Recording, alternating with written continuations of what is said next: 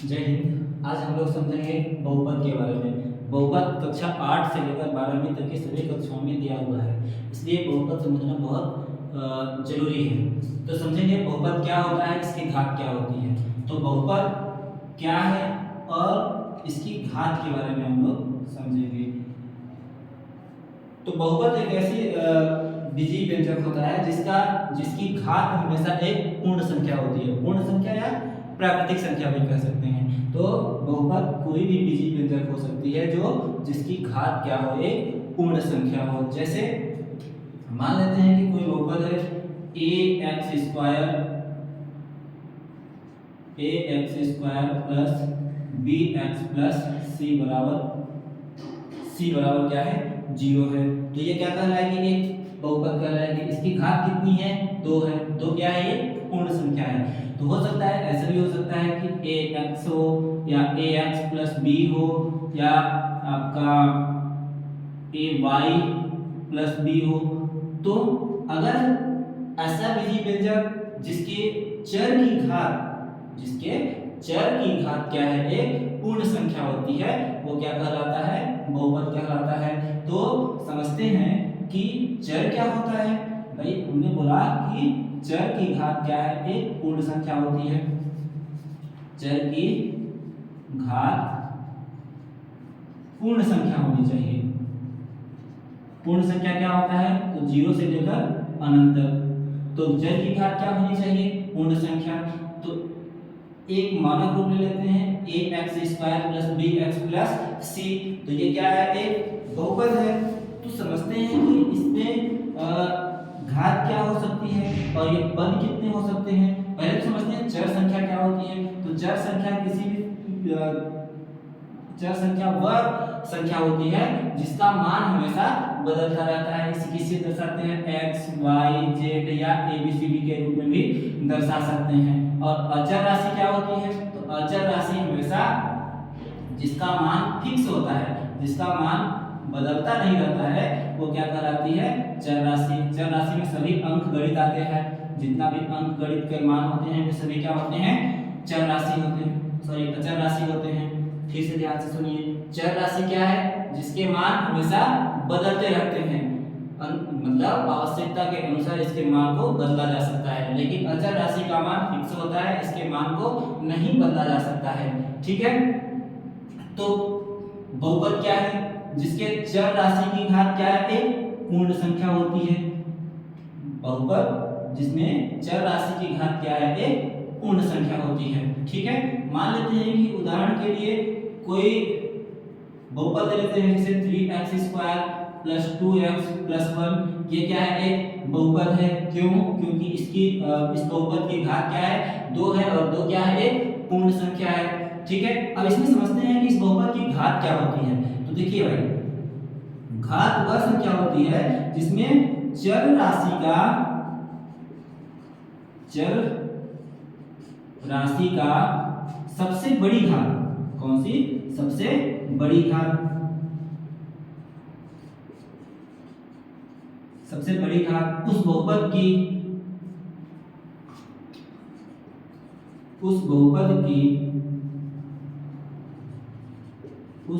की क्या कहलाती है, घात कहलाती है।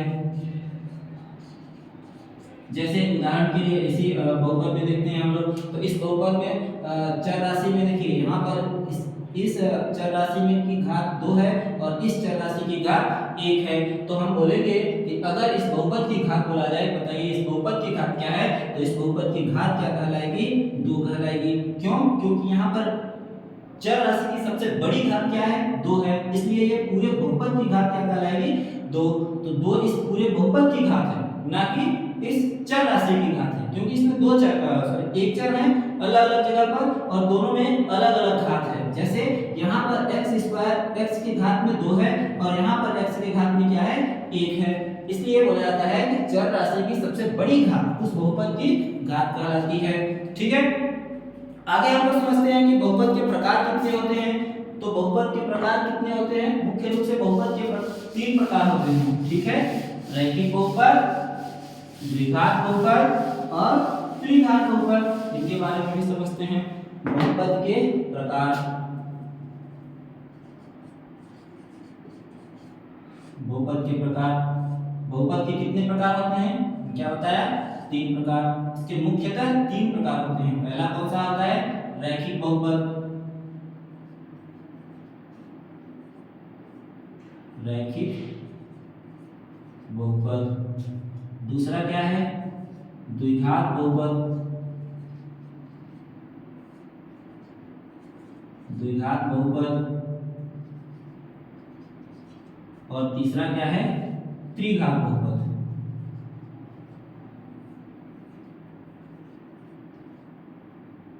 बहुपद, ठीक है।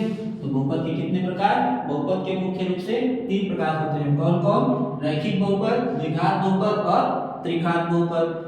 बहुपद क्या होते हैं, पीछे बताया कि ऐसा डिजिवेटर जिसके घात में कोई एक पूर्ण संख्या हो उसे बहुपद कहते हैं। रैखिक बहुपद क्या होता है, तो रैखिक बहुपद जैसे मान लेते हैं इसका मानक रूप, इसका मानक रूप क्या हो सकता है, ax प्लस b या ax भी हो सकता है। और इसका मानक रूप क्या हो सकता है, तो इसका मानक रूप हो सकता है ax square plus bx plus c।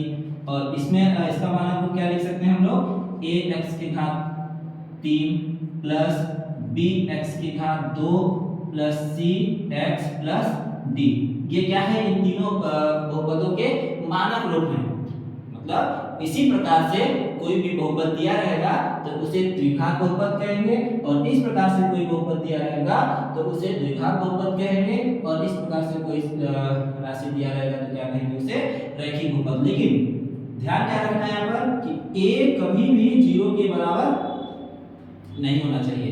जहां पर भी a कभी भी 0 के बराबर नहीं होना चाहिए, यहाँ पर भी ध्यान रखेंगे कि a कभी भी 0 के बराबर नहीं होना चाहिए, ठीक है। अब इसे रैखिक बहुपद क्यों बोलते हैं, और रैखिक बहुपद क्या होता है, पूछा जाता है एग्जाम में, 9th में भी पूछा जाता है और ये 10th में भी पूछा जाता है कि बताइए रैखिक बहुपद की घात कितनी होती है। तो इसकी घात क्या होती है, तो रैखिक बहुपद की घात हमेशा कितनी होती है, 1। रैखिक बहुपद की घात कितनी होती है, 1। पूछा जाएगा आपसे, बताइए रैखिक बहुपद की घात कितनी होती है, तो 1। या ऐसे भी पूछा सकता है कि वह बहुपद जिसकी अधिकतम घात 1 हो उसे कौन सा बहुपद कहेंगे, तो कौन सा बहुपद कहते हैं इसको, रैखिक बहुपद। द्विघात बहुपद में इसकी घात कितनी होती है, तो द्विघात बहुपद में अधिकतम घात 2 होती है, इसलिए इस द्विघात बहुपद के पूरे बहुपद की घात कितनी होगी, 2 होगी। ऐसे ही त्रिघात बहुपद में इसकी घात कितनी होगी, 3 होगी, क्योंकि हमने पीछे भी क्या बताया था कि इस बहुपद की पूरी घात क्या कहलाती है, जो इस पूरे बहुपद में सबसे बड़ी घात है। चर राशि के सबसे बड़े घात को इस बहुपद की घात कहते हैं। तो इसमें चर राशि की सबसे बड़ी घात क्या है, 3 है, इसलिए पूरे बहुपद की घात क्या कहलाएगी, 3 होगी, ठीक है। अब देखेंगे इसमें शून्यकों की संख्या कितनी हो सकती है, शून्यकों की संख्या, तो भाई शून्यकों की संख्या इसमें कितनी हो सकती है, जैसे अगर इसमें घात 1 है तो इसमें संख्या कितनी हो सकती है, तो इसमें शून्यकों की संख्या भी 1 होगी। और इसमें शून्यकों की संख्या कितनी होगी, 2 होगी। इसमें शून्यकों की संख्या कितनी होगी, 3 होगी। अच्छा शून्य क्या होता है, ये भी तो समझना जरूरी है। शून्य क्या होता है, हमने बताया कि शून्यकों की संख्या कितनी है, तो शून्यकों की संख्या रैखिक बहुपद में 1 होती है, द्विघात बहुपद में 2 होती है और त्रिघात बहुपद में 3 होती है। शून्य वह मान होता है जो बहुपद में रखने पर उस पूरे बहुपद को शून्य बना दे। इसका मतलब कि अगर जैसे मान लीजिए कि हम लोग ले लेते हैं कोई उदाहरण कि x स्क्वायर माइनस 1 ले लेते हैं। अब इस बहुपद की शून्य क्या है, तो इस बहुपद की शून्य अगर हम x की जगह पर क्या रख दें, 1 रख दें।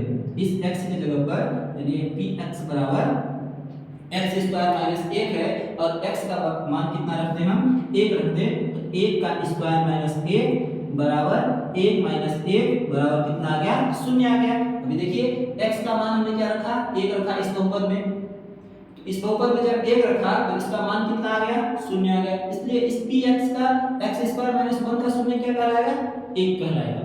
बात समझ में आई, ठीक। तो इसकी एक शून्य एक और निकल सकता है, अगर x बराबर हम लोग माइनस 1 ले लें तो भी मान क्या आएगा, 0 आ जाएगा। इसलिए इसके कितने शून्य हो गए, 2 शून्य हो गए। तो रैखिक बहुपद में शून्यकों की संख्या कितनी है? 1 है। द्विघात बहुपद में शून्यकों की संख्या कितनी है? 2 है। ऐसे त्रिघात बहुपद में शून्यकों की संख्या कितनी है? 3 है। ठीक है।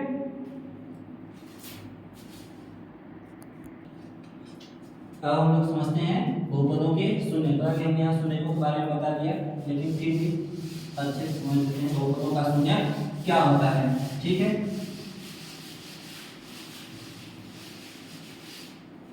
बहुपद के शून्य, बहुपद के शून्यक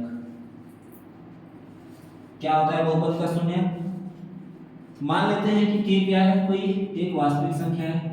k को मान लेते हैं क्या है? एक वास्तविक संख्या है।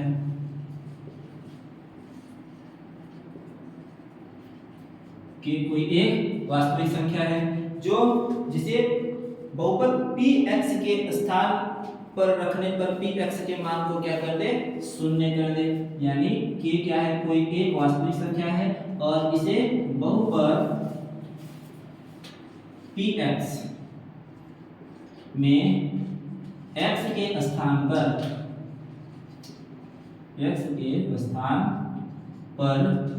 रखने पर px को क्या कर दे? px को शून्य कर दे, तो वह क्या कहलाता है? बहुपद का शून्य। ठीक है। जैसे या इसको ऐसे लिख सकते हैं, p k बराबर 0। क्या कर दे रहा है यह k? p x को 0 कर दे रहा है। कब? जब x के स्थान पर क्या कर दे रहे हैं? k यानी कोई वास्तविक संख्या है। जैसे हम लोग एग्जांपल समझते हैं, मान लीजिए कि p x बराबर x स्क्वायर माइनस 1 ले लेते हैं। x स्क्वायर माइनस 1, अब हम लोग कोई वास्तविक संख्या क्या ले लें? जैसे k बराबर क्या ले लें? मान लो 1 ले लेते हैं। k क्या है? एक वास्तविक संख्या है। तो k को क्या क्या बता परिभाषा में कि x के स्थान पर क्या रखते हैं? k का मान। तो x के स्थान पर k का मान रखेंगे तो ये p 1 हो जाएगा और यहाँ पर 1 का स्क्वायर माइनस 1, तो p 1 बराबर क्या आ जाएगा? 1 माइनस 1, यानी p1 बराबर कितना आ गया? 0 आ गया। तो ये क्या है? k बराबर जो 1 आया है, यानी k का मान जो 1 लिए है, उसको हम लोग लिख सकते हैं कि इस बहुपद का एक शून्य क्या है? 1 है। क्यों एक शून्य 1 है? क्योंकि हमने इस 1 को x की जगह पर रखा और रखने के बाद हल किया तो क्या हो गया? पूरा बहुपद शून्य हो गया। इसलिए इसको क्या बोलते हैं? यह एक बहुपद का शून्य होता है। तो क्या शून्य समझ में आया? फिर से देख लीजिए एक बार। तो क्या है? k मान लेते हैं कि कोई एक वास्तविक संख्या है। चलिए छोड़ दो k सुनो ही मत। ये सुनो कि अगर कोई संख्या ऐसी है जिसको बहुपद में रखने पर उस बहुपद को क्या कर दे? शून्य कर दे। क्या बोला? कि एक कोई संख्या लो जिसको बहुपद में रखो, बहुपद कुछ भी दिया रहेगा, मान लीजिए ax square plus bx plus c भी दिया है, और उसमें x के जगह पर उस मान को रख दो और उस बहुपद को 0 बना दे, तब हम लोग क्या कहेंगे कि उस बहुपद का शून्य वो मान है जो हमने लिया था। ठीक है। आगे हम लोग समझते हैं कि शून्यकों की ज्यामिति। शून्यकों की ज्यामिति क्या होती है उसके बारे में समझेंगे।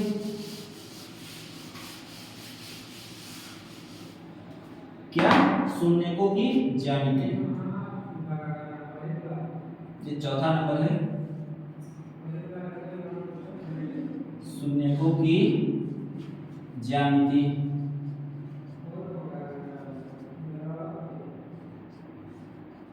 शून्यकों की ज्यामिति,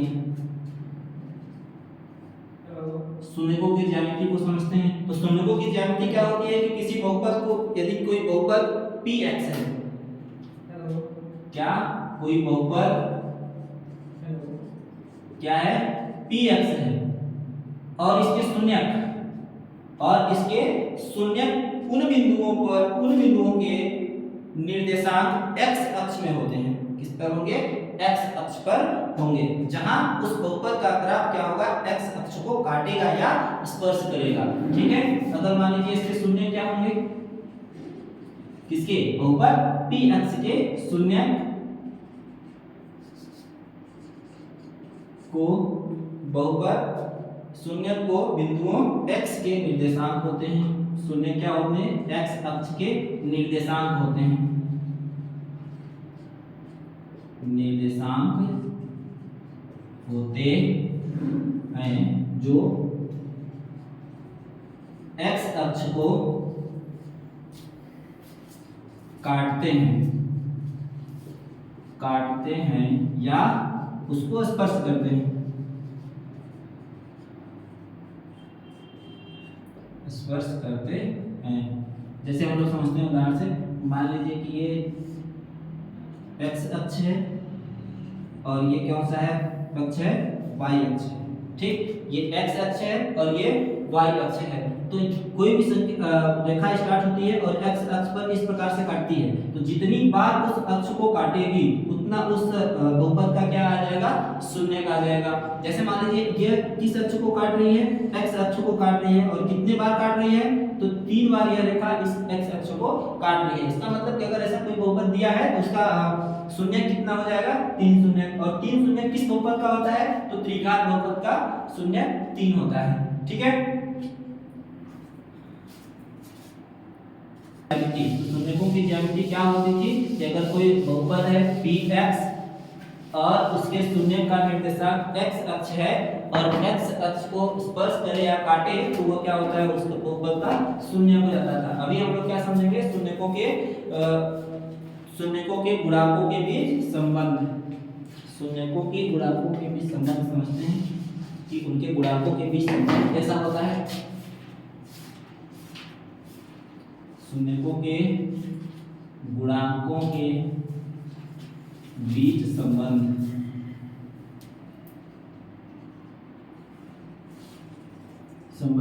पहला ले लेते हैं द्विघात बहुपद। द्विघात बहुपद और दूसरा ले लेते हैं त्रिघात बहुपद। त्रिघात बहुपद, ठीक है। अब इसमें रैखिक बहुपद क्यों नहीं ले रहे हैं? क्योंकि रैखिक बहुपद का एक ही शून्य होता है, तो उसमें कोई संबंध होगा ही नहीं। त्रिघात बहुपद, ठीक है। तो रैखिक बहुपद क्यों नहीं ले रहे हैं? क्योंकि उसमें केवल एक शून्य होता है, इसलिए उसमें संबंध दर्शाने की कोई जरूरत ही नहीं है। और द्विघात बहुपद में कितने शून्य होते हैं? इसमें शून्यकों की संख्या क्या है? 2 है, और इसमें शून्यकों की संख्या कितनी होती है? 3 होती है। और मान लेते हैं, माना कि इसके शून्य क्या है? अल्फा और बीटा मान लेते हैं। क्या? अल्फा और बीटा। जब तुमने 2 शून्य क्या माना? अल्फा और बीटा, तो शून्यकों का गुणन, शून्यकों का योग क्या होगा? शून्यकों का योगफल क्या होता है? -b/a। शून्यकों का योगफल क्या हो जाता है? -b/a। ऐसे शून्यकों का गुणनफल क्या हो जाएगा? शून्यकों का गुणनफल, शून्य का गुणनफल क्या हो जाता है? c/a। ठीक, यहाँ पर लिख लेते हैं अल्फा प्लस बीटा। एक मिनट, क्या लिखते हैं? शून्यकों का योगफल क्या होता है? Alpha plus beta. Alpha plus beta बराबर -b/c। इसी प्रकार से अल्फा इंटू बीटा बराबर क्या होता है? c/a। ठीक है। जब शून्य कितने होंगे? 2 होंगे। द्विघात बहुपद के लिए तो हम लोग मान लेते हैं कि 2 शून्य कौन कौन से हैं? अल्फा और बीटा। तब शून्यकों का योगफल क्या होगा? अल्फा प्लस बीटा बराबर -b/a। और शून्यकों का गुणनफल क्या होगा? अल्फा इंटू बीटा बराबर c/a। कब? जब इसका मानक रूप क्या होता है? ax² plus bx plus c। इस स्थिति में हम लोग कहेंगे यहाँ से कि अगर इसका एक उदाहरण से समझते हैं तो उदाहरण ले लेते हैं। जैसे मान लीजिए कि कोई बहुपद है, द्विघात बहुपद, जैसे 3x² plus 2x plus 1। px बराबर 3x² प्लस 2x प्लस 1। तो इसका बहुपद क्या हो जाएगा? शून्यकों का योगफल क्या होगा? तो यहाँ से हम लोग ले लेते हैं a बराबर कितना है? 3, b बराबर कितना आएगा 2 और c बराबर क्या आ जाएगा 1। अब a b और c का मान यहाँ पर रख देते हैं, यानी अल्फा प्लस बीटा बराबर क्या होता है माइनस बी बटे ए। बी का मान कितना है 3 है तो क्या हो जाएगा सॉरी 2 है तो माइनस 2 और ए का मान कितना है 3, तो इसके दोनों शून्यकों का योगफल कितना आ जाएगा माइनस 2 बटे 3। इसी प्रकार से अगर गुणनफल निकाला जाए तो अल्फा इंटू बीटा बराबर क्या होता है c बटे ए, तो c का मान कितना आया हुआ है 1 है और a का मान कितना है 3 है, तो यहाँ पर अल्फा प्लस बीटा यानी शून्यकों का योगफल कितना आया माइनस 2 बटे 3 और गुणनफल कितना आ गया 1 बटे 2। ठीक है, ये द्विघात बहुपद के लिए था। ऐसे ही हम लोग त्रिघात बहुपद के लिए भी समझेंगे कि त्रिघात बहुपद में कितने शून्यक होंगे। त्रिघात बहुपद में 3 शून्यक होंगे। द्विघात बहुपद में कितने शून्यक थे, तो द्विघात बहुपद में 2 शून्यक थे। त्रिघात बहुपद में मान लेते हैं, माना कि शून्यक क्या है अल्फा बीटा और गामा। क्या क्या ले लेते हैं अल्फा बीटा और गामा। तो शून्यकों का योगफल क्या होगा, शून्यकों का योगफल बराबर alpha plus beta plus gamma बराबर क्या हो जाता है माइनस बी बट्टे ए। इसमें भी द्विघात समीकरण के जैसे ही होता है। द्विघात समीकरण में क्या होता था अल्फा प्लस बीटा बराबर यानी शून्यकों का योगफल बराबर क्या होता था माइनस बी बट्टे ए। इसी प्रकार से इसका भी क्या होगा alpha plus beta plus gamma बराबर माइनस बी बट्टे ए। अब शून्यकों का गुणनफल क्या होता है, तो शून्यकों का गुणनफल क्या कैसे निकालेंगे, इसकी शून्यकों का गुणनफल निकालने के लिए दो प्रकार से निकालते हैं, यानी 2 स्टेप में निकालते हैं का गुणनफल।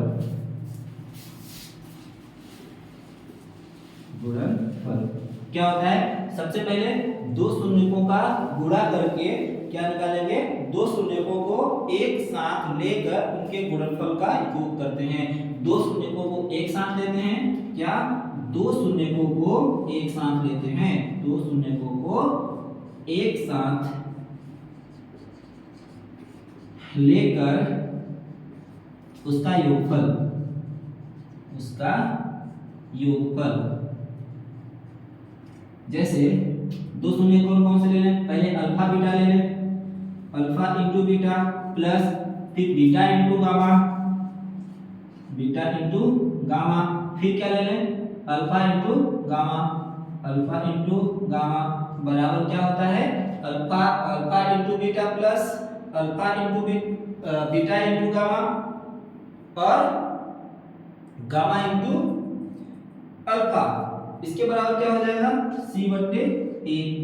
ठीक है, इतना क्या समझा हमने कि शून्य का योगफल क्या होगा alpha plus beta plus gamma बराबर माइनस बी बट्टे ए और शून्यकों का गुणनफल 2 शून्यकों को साथ लेकर 2 शून्यकों को साथ लेकर उसमें क्या करेंगे हम लोग गुणा करके उनका योगफल निकालते हैं। ठीक है, और इसका एक क्या होगा शून्यकों का गुणनफल।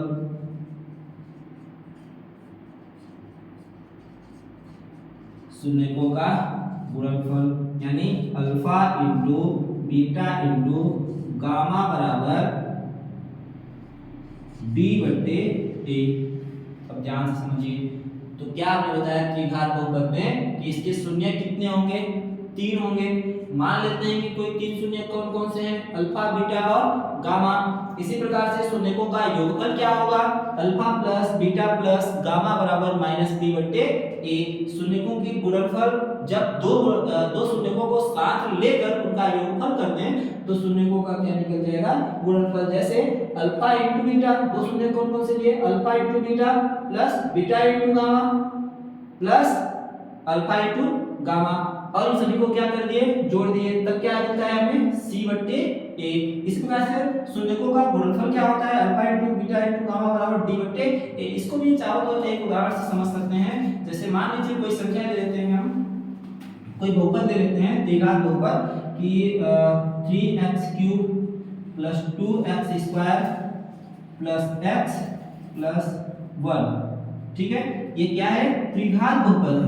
त्रिघात बहुपद क्यों बोल रहे हैं इसमें, क्योंकि इस बहुपद की अधिकतम घात क्या है, 3 है, इसलिए कौन सा बहुपद कहलाएगा, त्रिघात बहुपद। तो यहां से देखेंगे कि अगर इसकी तुलना किससे कर दें, ax cube plus bx square plus cx plus d, इस समीकरण से अगर इसकी तुलना कर दें, क्या कर दें, तुलना कर दें, तो यहाँ पर हम लोग पाएंगे कि a बराबर 3 आएगा, b का मान आपका 2 आएगा और c का मान 1 आएगा।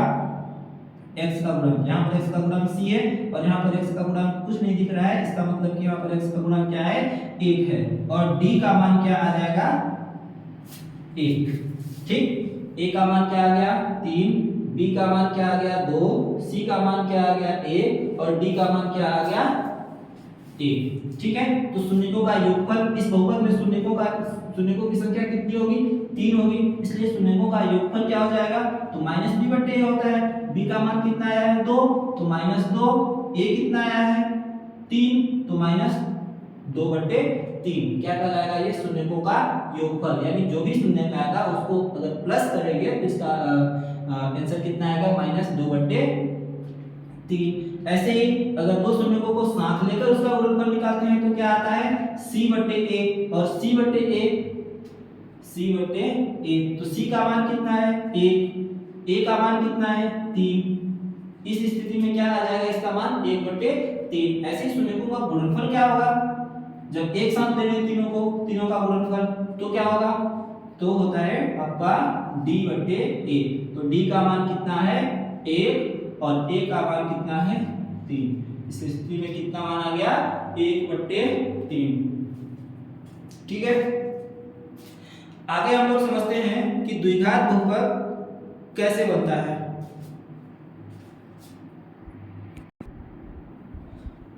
अब 5वें टॉपिक में समझते हैं बहुपदों को बनाना। बहुपद को कैसे बनाते हैं,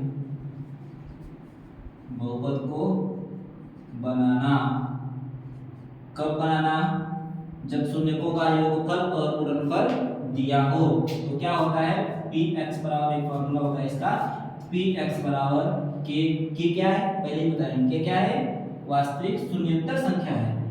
तो ये क्या हो जाएगा, x² माइनस शून्यकों का योगफल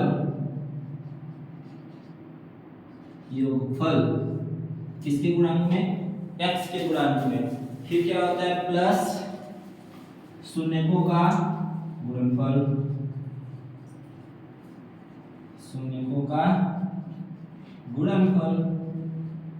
ठीक है, जैसे मान लेते हैं कि कोई बहुपद है और उस बहुपद में क्या क्या दिया हुआ है, अल्फा प्लस बीटा बराबर 2 दिया है और अल्फा इंटू बीटा बराबर मान लीजिए 4 दिया है, कुछ भी मान लेते हैं, मान लीजिए 5 दिया है। तो हमको क्या क्या मिल गया, शून्यकों का योगफल कितना दिया हुआ है, 2 और शून्यकों का गुणनफल कितना दिया हुआ है, 5। तो हम लोग आसानी से बहुपद बना सकते हैं। तो क्या हो जाएगा, ये x² है ही और माइनस में शून्यकों का योगफल कितना है, 2 × x प्लस शून्यकों का गुणनफल कितना दिया हुआ है, 5। तो ये हो जाएगा 5, यानी x² माइनस 2x प्लस 5। इस प्रकार से क्या करते हैं हम लोग बहुपद को बनाते हैं। लेकिन k क्या है, ये शून्यतर अचर राशि है, चाहो तो आप इसको नहीं भी लिखो, कोई दिक्कत नहीं है। तो हमारा क्या होता है बहुपद किस सूत्र से बनाएंगे, px बराबर x² माइनस शून्यकों का योगफल x प्लस शून्यकों का गुणनफल। जैसे उदाहरण से हमने इसको समझाया। ऐसे ही एक टॉपिक और है, इसको अब तो सिलेबस से हटा दिया गया है, लेकिन कॉन्सेप्ट के लिए समझ लेते हैं। बहुपदों के विभाजन का एल्गोरिथम या बहुपदों का विभाजन, बहुपदों का विभाजन। मान लेते हैं कि कोई दो बहुपद है, कौन कौन, px और gx। दो बहुपद कौन कौन से हैं, px और gx।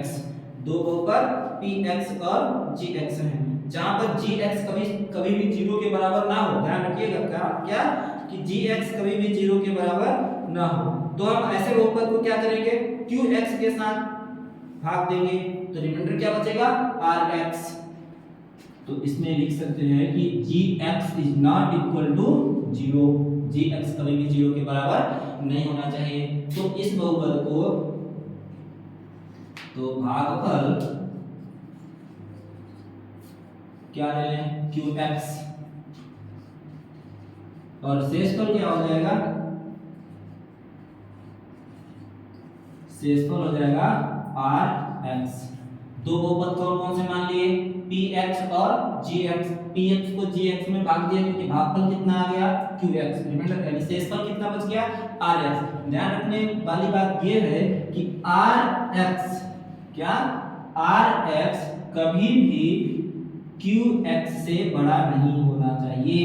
क्यू एक्स से अगर बड़ा हो गया आर एक्स, इसका मतलब है कि वो रिमाइंडर नहीं बच रहा है, उसके आगे भी उसका भाग जाएगा। ठीक है, तो हमने बहुपद के बारे में पूरा समझा, कौन कौन से टॉपिक समझा, बहुपद की परिभाषा समझा, बहुपद की घात समझा और बहुपद के शून्य निकालना सीखा, बहुपद के प्रकार बताया। ठीक है, क्या क्या बताया, बहुपद की परिभाषा और उसकी घात, फिर बताया हमने कि बहुपद कितने प्रकार के होते हैं और उसमें घात कितनी होती है और उनका शून्य कितने होते हैं। ठीक, उनके बारे में भी बताया। ठीक, फिर क्या बताया कि बहुपद के शून्य होते क्या हैं, इसके बारे में भी बताया कि बहुपद के शून्य क्या होते हैं, उदाहरण देकर समझाया है। ठीक है, फिर शून्यकों का ज्यामितीय अर्थ भी बताया है कि ज्यामिति के रूप में शून्य को कैसे निकाला जा सकता है। फिर बताया शून्यकों के गुणांकों के बीच में संबंध, शून्यकों के गुणांकों के बीच में संबंध यानी अल्फा प्लस बीटा बराबर क्या होता है, अल्फा इंटू बीटा बराबर क्या होता है, ऐसे द्विघात के बहुपद के लिए भी बताया। ठीक, इस प्रकार से बहुपद टॉपिक के लिए पूरे सारांश को हमने एक ही वीडियो में कवर कर दिया है। आप एक दो बार इस वीडियो को देखेंगे तो अच्छे से समझ में आएगा। धन्यवाद।